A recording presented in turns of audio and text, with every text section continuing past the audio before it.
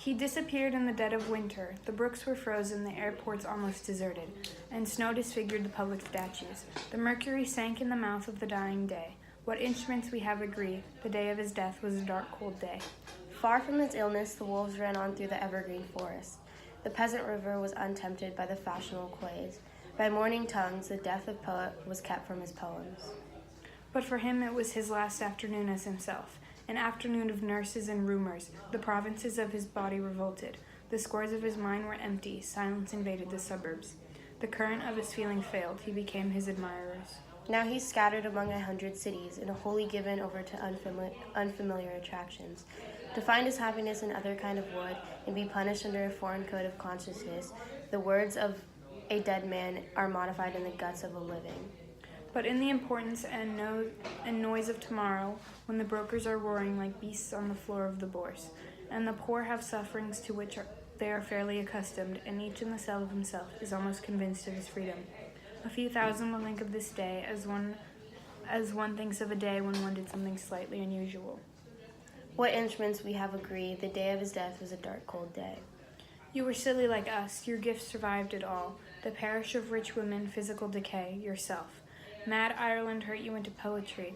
Now Ireland has her madness and her weather still, for poetry makes nothing happen. It survives in the valley of its making, where executives would never want to tamper, flows on south, from ranches of isolation and the busy griefs.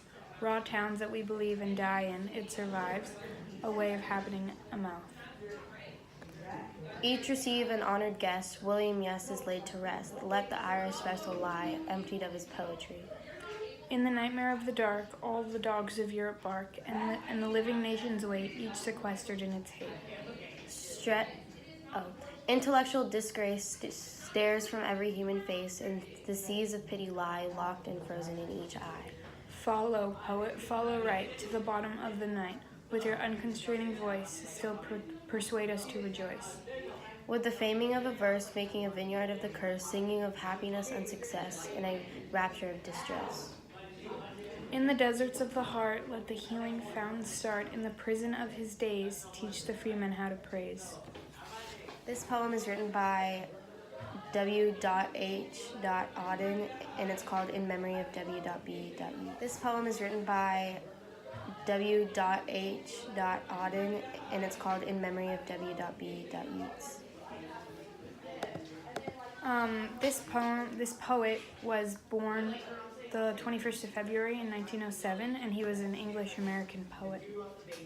He was noted for his stylistic and technical achievement and engaged with politics, morals, loves, and religion in its variety in tone, form, and content. He's best known for his poems such as September 1st, 1939, and The Shield of Achilles, which are poems on cultural and psychological themes, such as The Age of Anxiety, and poems on religious themes, such as For the Time Being and Hooray, Canu Say. He was born in New York, and He was born in New York and grew up in Birmingham in the professional middle class. He attended a public school and studied English at Christ Church, Oxford. He spent 5 years in teaching in British public schools and then traveled to Iceland, China, and he wrote books on the way.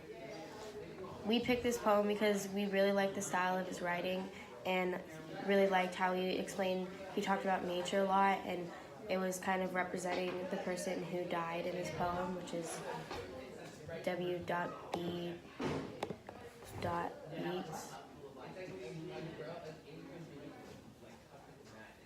And it also had a lot of nice wording, which was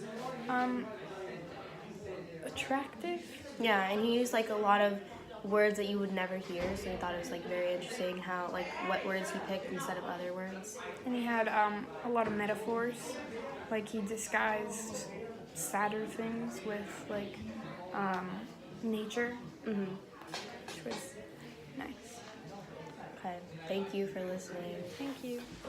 I also really like the poem because if you don't read the poem closely, you don't know what he's talking about, and you might think he's talking about nature or nature dying, but instead he's actually talking about a guy that he knew or someone that died, but he's just replacing everything that has to do with sad things with nature. Yeah, he's making it very low key that it's about a dead person. Yes.